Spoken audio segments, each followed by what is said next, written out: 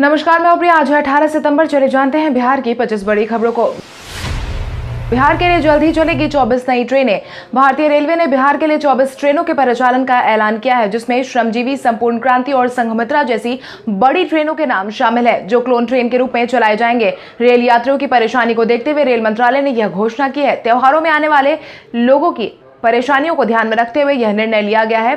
भारतीय रेलवे के अनुसार 40 ट्रेनों को 21 सितंबर से चलाने का निर्णय लिया गया है। भारतीय रेलवे के मुताबिक विभिन्न रेलवे जोन के बनाए गए 7 जोड़ी क्लोन ट्रेन सूबे के कई स्टेशन से आएंगे और जाएंगे। राजेंद्र नगर से दिल्ली के लिए रवाना होने वाली स्पेशल संपूर्ण क्रांति एक्सप्रेस के क्लोन बनाया गया है।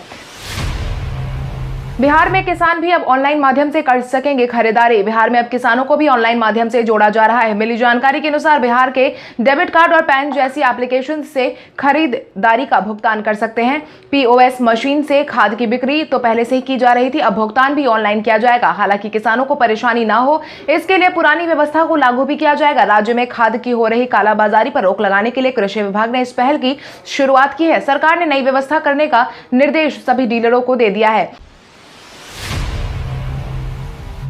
बिहार में सरकारी आवास में रहने वालों के लिए सरकार ने बदले नियम। बिहार सरकार के विभिन्न विभागों में कार्यरत कर्मियों को सरकार की तरफ से मुहैया करवाए गए सरकारी आवास को लेकर नए नियम को लागू किया गया है। भवन निर्माण विभाग ने साफ तौर पर कहा है कि अगर कोई भी सरकारी अधिकारी इस नियम का पालन नहीं करता है तो उस पर सख्ती से पेश आया जाएगा। साझा की गई जानकारी के अनुसार विभाग ने तृतीय श्रेणी के आवासीय केंद्रीय कोटे से मिलने वाले सरकारी मकानों के आवंटन के नियम तय कर दिए हैं। इसके अनुसार अगर कोई सरकारी कर्मी इस सेवा से पदत्याग करता है तो उसे सेवा से बर्खास्त कर दिया जाएगा और उसे 1 महीने तक सरकारी मकान में रहने का अधिकार होगा। बिहार वासियों को प्रधानमंत्री नरेंद्र मोदी आज देंगे एक और बड़ी सौगात। आगामी विधानसभा चुनाव से पहले प्रधानमंत्री नरेंद्र मोदी और मुख्यमंत्री नीतीश कुमार लगातार बिहार वासियों को नए सौगात दिए जा रहे हैं। इसी क्रम में प्रधानमंत्री नरेंद्र मोदी वीडियो कॉन्फ्रेंसिंग के जरिए आज फिर से 516 करोड़ की लागत से निर्मित कोसी महासेतु का उद्घाटन करने वाले हैं। साथ ही सुपौल के सरायगढ़ से हसनपुर के बीच ट्रेन भी रवाना करने वाले हैं। इससे कोसी क्षेत्र से मिथिलांचल का सीधा रेल मार्ग से जुड़ाव हो जाएगा। इस रेल के शुरू होते ही 298 किलोमीटर की दूरी घटकर महज 22 किलोमीटर रह जाएगी। बिहार में कोविड-19 प्रभावितों की संख्या पहुंची 1,64,000 के पार। बिहार में कोविड-19 प्रभावितों की संख्या लगातार बढ़ती जा रही है।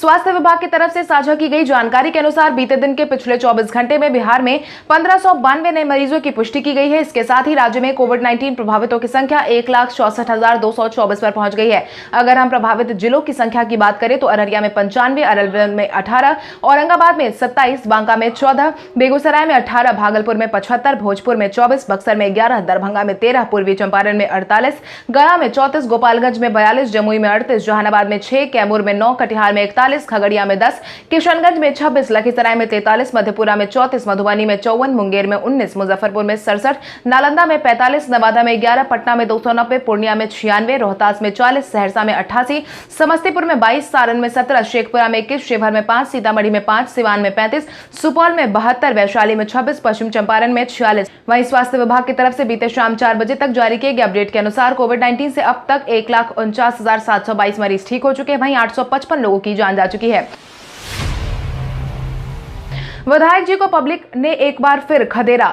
बिहार विधानसभा चुनाव की उल्टी गिनती शुरू हो चुकी है। वहीं अब विधायक भी वोट मांगने के लिए गांव-गांव जा रहे हैं। हालांकि पहले जब विधायक जी कहीं पहुंचते थे तो खूब खातिरदारी होती थी, मगर अब नजारा कुछ उल्टा नजर आ रहा है, क्योंकि जनता अब सवाल पूछ रही है जिसका जवाब नेताजी के पास नहीं है, लिहाजा भागने में ही भलाई समझ रहे हैं। इस बार खासकर सत्ताधारी विधायकों को पब्लिक खूब खरी खोटी सुना रही है। इसी क्रम में हाजीपुर के दयालपुर में भाजपा विधायक अवधेश सिंह स्वास्थ्य केंद्र का उद्घाटन करने पहुंचे थे, तभी लोगों ने उन्हें घेर लिया था और जमकर विरोध किया। स्थानीय लोग विधायक अवधेश सिंह वापस जाओ के नारे लगाने लगे। लोगों की नाराजगी को देखते हुए विधायक जी ने वहां से भागना ही सही समझा।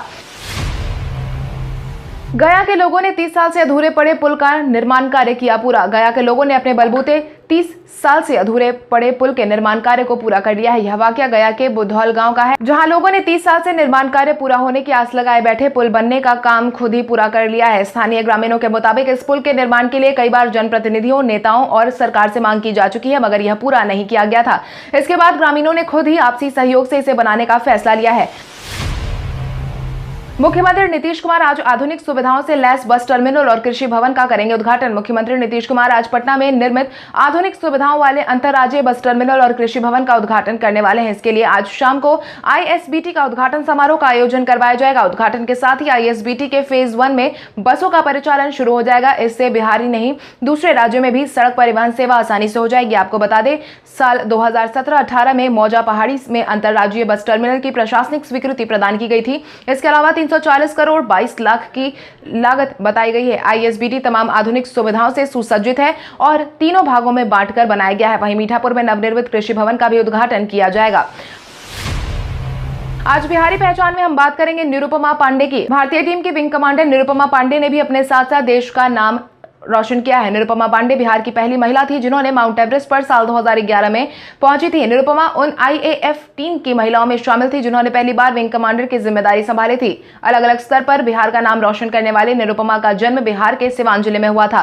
पेशे से वो एक आईएएफ ऑफिसर है। वहीं उन्होंने अपनी स्कूली पढ़ाई केंद्रीय विद्यालय से पूरी की थी। इसके साथ ही ग्रेजुएशन कॉमर्स और MBA in finance in marketing from Ness Wadia college of commerce Pune से की थी। अपने करियर की शुरुआत साल 2007 में की थी। वहीं उन्होंने नेहरू इंस्टीट्यूट ऑफ माउंटेनियरिंग में ट्रेनिंग करना शुरू कर दिया था। साल 2003 में उन्होंने इंडियन एयरफोर्स को ज्वाइन किया था। बिहार में 4 आईपीएस अधिकारियों का हुआ तबादला। बीते दिन बिहार में बड़ा तबादला देखने को मिला है, जहां पर गुरुवार को 3 जिलों के एसपी समेत 4 आईपीएस अधिकारियों का तबादला किया गया है। साझा की गई जानकारी के अनुसार 2008 बैच के आईपीएस और बेतिया एसपी निताशा गुड़िया का तबादला किया गया है। वहीं बक्सर के एसपी आईपीएस उपेंद्र नाथ वर्मा को बेतिया का एसपी बनाया गया है। वहीं 2012 बैच के आईपीएस ऑफिसर नीरज कुमार सिंह को बक्सर का नया एसपी बनाया गया है। दूसरी तरफ आईपीएस राजेश कुमार को मुजफ्फरपुर का नया सिटी एसपी बना दिया गया है। कंकई नदी की तेज धारा में बहा 1.10 करोड़ की लागत से बना पुल। बिहार में पुल के बहने के मामले लगातार बढ़ते जा रहे हैं। कभी पुल के आगे का अप्रोच पथ पानी की वजह से बह जाता है, तो कभी जिस पुल का निर्माण भी नहीं हुआ वो भी पानी की जद में आ रहा है। ऐसा ही वाकया हाल ही में किशनगंज जिले में देखा गया है, जहां पर दिघल बैंक के पत्थर घाटी में बाढ़ नियंत्रण विभाग की लापरवाही के कारण राज्य सरकार को करोड़ों का नुकसान हुआ है। कुडहली के ग्वालटोली में निर्माणाधीन पुल कनकई नदी की तेज धारा में बह गया। पुल धंसने की वजह से ग्रामीण नाराज नजर आ रहे हैं, क्योंकि उनकी यातायात की मुसीबत दूर होने के सपने पर पानी फिर गया है। राजद विधायक के सुशांत सिंह राजपूत के राजपूत नहीं होने के बयान पर बिहार में मचा बवाल। बीते दिन राजद विधायक अरुण कुमार यादव ने सुशांत सिंह राजपूत पर विवादास्पद बयान देते हुए उनके राजपूत होने की बात से साफ इनकार कर दिया था। उन्होंने कहा कि हम तो पहले कहते हैं कि वो राजपूत था ही नहीं। बुरा मत मानिएगा, राजपूत महाराणा प्रताप के संतान गले में डोरी बांधकर जान नहीं ले सकता। जिसके बाद बयानबाजियों का सिलसिला शुरू हो गया है। भाजपा के प्रवक्ता डॉक्टर निखिल आनंद ने कहा है कि राजद विधायक का बयान बिल्कुल ही अनर्गल है और जातिवादी मानसिकता से ग्रसित है। राजद के नेता गण आदतन इस तरह की घटिया बयानबाजी के लिए ही बने हैं।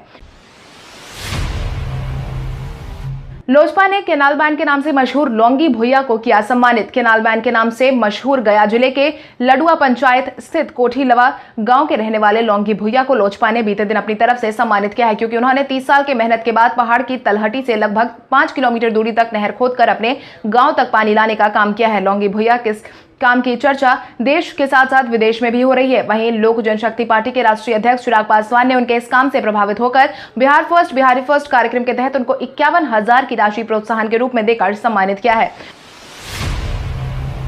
बिहार के मुख्य सूचना आयुक्त के पद पर विराजमान हुए नरेंद्र कुमार सिन्हा को बिहार राज्य सूचना आयोग का राज्य मुख्य सूचना आयुक्त नियुक्त कर दिया गया है। बीते दिन राजभवन में राज्यपाल फागू चौहान ने उन्हें शपथ दिलवाई है। नरेंद्र सिन्हा भारतीय प्रशासनिक सेवा के 1980 बैच के रिटायर्ड अधिकारी हैं। शपथ ग्रहण समारोह में सूचना आयुक्त ओम प्रकाश और प्रमोद कुमार ठाकुर, मुख्य सचिव दीपक कुमार भी मौजूद थे। 21 सितंबर को प्रधानमंत्री नरेंद्र मोदी NH 131A का करेंगे शिलान्यास। 21 सितंबर को प्रधानमंत्री नरेंद्र मोदी सीमांचल के विकास में वरदान साबित होने वाले NH 131A का शिलान्यास करने वाले हैं।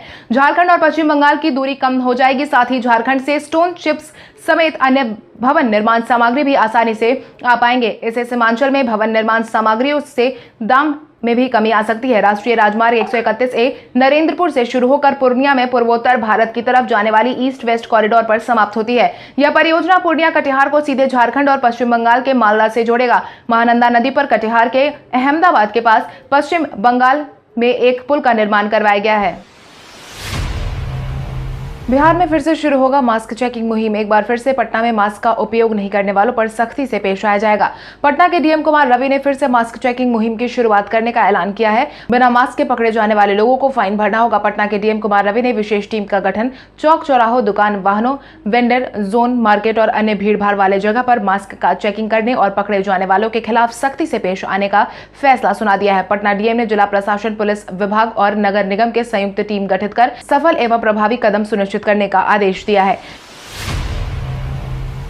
रघुवंश प्रसाद के सपनों को पूरा करने के लिए मंत्रालय ने शुरू की तैयारी। पूर्व केंद्रीय मंत्री रघुवंश प्रसाद सिंह के सपनों को पूरा करने के लिए नीतीश कुमार ने तैयारी शुरू कर दी है, जिसके तहत रघुवंश प्रसाद सिंह की तरफ से जीवन के अंतिम समय में पत्र लिखकर जितनी भी इच्छा जताई गई थी, उन सब पर जल संसाधन विभाग काम शुरू कर चुका है। जल संसाधन मंत्री संजय झा ने मांग के अनुरूप बेनीपुरी के गाँव में बेनीपुरी के स्मारक और घर को बचाने के लिए रिंग बांध बनाने की जानकारी उनके पुत्र को पत्र लिखकर दे दी है। मुख्यमंत्री के निर्देश पर जल संसाधन विभाग बेनीपुरी के स्मारक और घर को बचाने में लगा है। इतना ही नहीं, वैशाली और मुजफ्फरपुर में जिन योजनाओं के बारे में रघुवंश प्रसाद सिंह ने पत्र में जिक्र किया था, उसका भी पत्र में जिक्र किया गया है, जिसको पूरा करने का काम शुरू किया जा चुका है। लगातार चौथे दिन भी राजद दफ्तर पर लगा रहा ताला। रघुवंश प्रसाद सिंह की दुनिया को अलविदा कहने के बाद लगातार राजद दफ्तर पर ताला लगा हुआ है। मिली जानकारी के अनुसार लगातार चौथे दिन भी राष्ट्रीय जनता दल के दफ्तर पर ताला लटका नजर आया। समर्थक, कार्यकर्ता और नेता यह उम्मीद लगाए थे कि चुनावी साल में 3 दिन के शोक के बाद राजद कार्यालय को खोल दिया जाएगा, लेकिन रघुवंश प्रसाद सिंह की याद में अभी तक पार्टी का दफ्तर 7 दिनों के बाद ही खोला जाएगा। साथ ही पार्टी दफ्तर का झंडा भी 7 दिन तक झुका रहेगा। चुनाव को लेकर नेता और कार्यकर्ता बड़ी संख्या में हर रोज दफ्तर पहुंचते देखे गए थे। पुष्पम प्रिया चौधरी ने एक बार फिर से सरकार को लिया आड़े हाथ। पुष्पम प्रिया चौधरी ने एक बार फिर से सरकार को निशाने पर लिया है, जिसके तहत उन्होंने बीते दिन अपने फेसबुक अकाउंट में पोस्ट शेयर करते हुए लिखा कि बिहार में सिर्फ रिप्रेजेंटेशन का फर्जीवाड़ा हो रहा है, कोई किसी का अपना नहीं है, नकली नेता सिर्फ अपने आप को ही है और इसलिए आज वोट मांगने सिर्फ आ रहे हैं।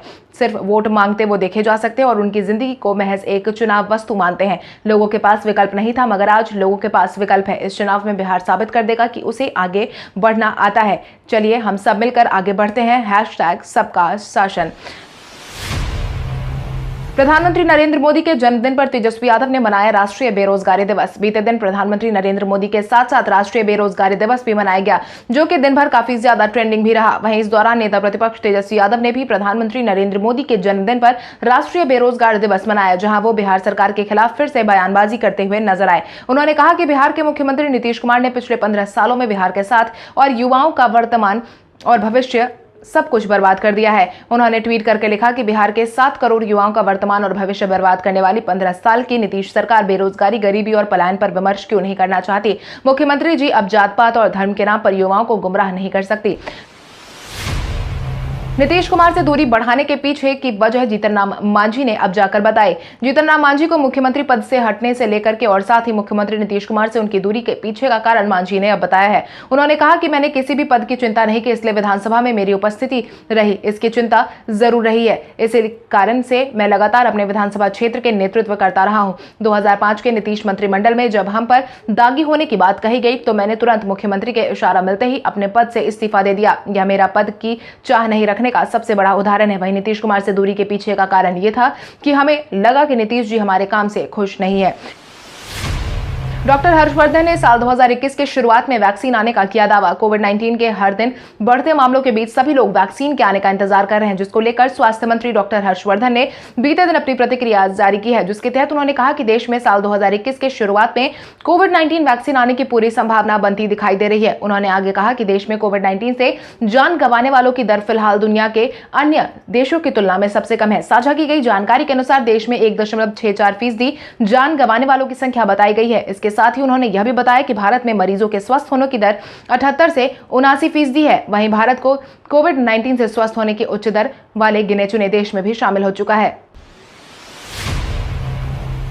19 सितंबर से आईपीएल मैच के कमेंट्री पैनल के नाम की हुई घोषणा। शनिवार से आईपीएल का आगाज होने जा रहा है। वहीं आईपीएल के आधिकारिक प्रसारणकर्ता स्टार स्पोर्ट्स ने कमेंट्री पैनल की घोषणा की है, जिसमें दुनिया भर के कुछ बेहतरीन और प्रतिष्ठित क्रिकेट विशेषज्ञ शामिल किए गए हैं। कई पूर्व खिलाड़ियों से सजी कमेंट्री पैनल के मैच का आंखों देखा हाल बताने के अलावा दर्शकों को मैच का विश्लेषण भी देंगे, जिसमें दक्षिण अफ्रीका के ऑलराउंडर जेपी डुमनी, कमेंट्री दिग्गज हर्ष भोगले, मार्क निकोलस, साइमन धूल, इयान बिशप और सुनील गावस्कर जैसे विशेषज्ञों को शामिल किया गया है। इसके साथ ही Michael Slater, Danny Morrison, Deep Dasgupta, Rohan Gavaskar, Pommie Mbangwa, Daren Ganga, L Sivaramakrishnan, Murali, Karthik, Kevin Pietersen और कुमार संगकारा पैनल में शामिल हुए। वहीं महिला कमेंटेटर के तौर पर अंजुम चोपड़ा और लीसा स्थालेकर भी अपना योगदान देने वाली है। मोदी सरकार को केंद्रीय मंत्री हरसिमरत कौर बादल ने दिया बड़ा झटका। प्रधानमंत्री नरेंद्र मोदी की सरकार को करारा झटका लगा है। कृषि संबंधित बिल पर एनडीए में फूट नजर आ रही है। इसी क्रम में केंद्रीय मंत्री हरसिमरत कौर बादल ने कृषि संबंधी विधेयकों से विरोध में सरकार से इस्तीफा दे दिया है। केंद्रीय खाद्य प्रसंस्करण मंत्री हरसिमरत कौर बादल मोदी सरकार में अकाली दल की एकमात्र मंत्री थी जिन्होंने इस पद को भी त्याग दिया है। आपको बता दें, राष्ट्रीय लोकतांत्रिक गठबंधन में भाजपा की सबसे पुरानी सहयोगी शिरोमणि अकाली दल के कोटे से मंत्री हरसिमरत कौर बादल ने इस मुद्दे पर इस्तीफा दे दिया है।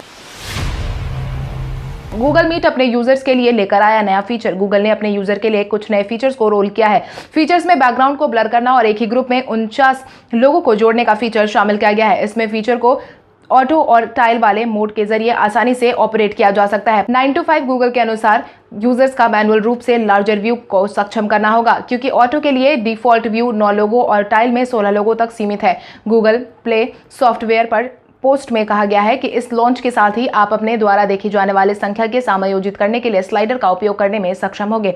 कल हमारे द्वारा पूछे गए सवाल का जवाब आप में से बहुत सारे यूजर ने हमें कमेंट करके दिया था, उसके लिए आपका बहुत बहुत धन्यवाद। आप में से जिन यूजर का कमेंट हमें अच्छा लगा है उनके नाम है गोविंद कुमार, राजा भैया, नीतीश कुमार, नूतन सिंह, समथिंग स्पेशल, लालू कुमार, पप्पू पासवान, वीरेंद्र सिंह, लक्ष्मीपति, रीवा कुमारी, प्रहलाद सिंह, गुंजन पटेल, निराला मोहन, रामदास सिंह, कृष्णनंदन वर्मा, लाल सिंह राजपूत। आप इसी तरह हमारे सवालों का जवाब देते रहे। हम कल आपका नाम लेने की पूरी कोशिश करेंगे। तो चलिए बढ़ते हैं आज के सवाल की। और आज का सवाल कुछ इस प्रकार है, आपके अनुसार बिहार में रोजगार के अवसर को बढ़ावा देने के लिए बिहार सरकार के किस क्षेत्र में काम करने की जरूरत है? अपने जवाब हमें कमेंट करके जरूर बताएं। इसके साथ ही आज के लिए बस इतना ही। अगर आप ये वीडियो हमारा यूट्यूब पर देख रहे हैं तो हमारे चैनल को सब्सक्राइब करें और बेल आइकन दबाना ना भूलें। और अगर आप ये वीडियो हमारा फेसबुक पर देख रहे हैं तो इस वीडियो को लाइक करें और ज्यादा से ज्यादा शेयर करें। धन्यवाद।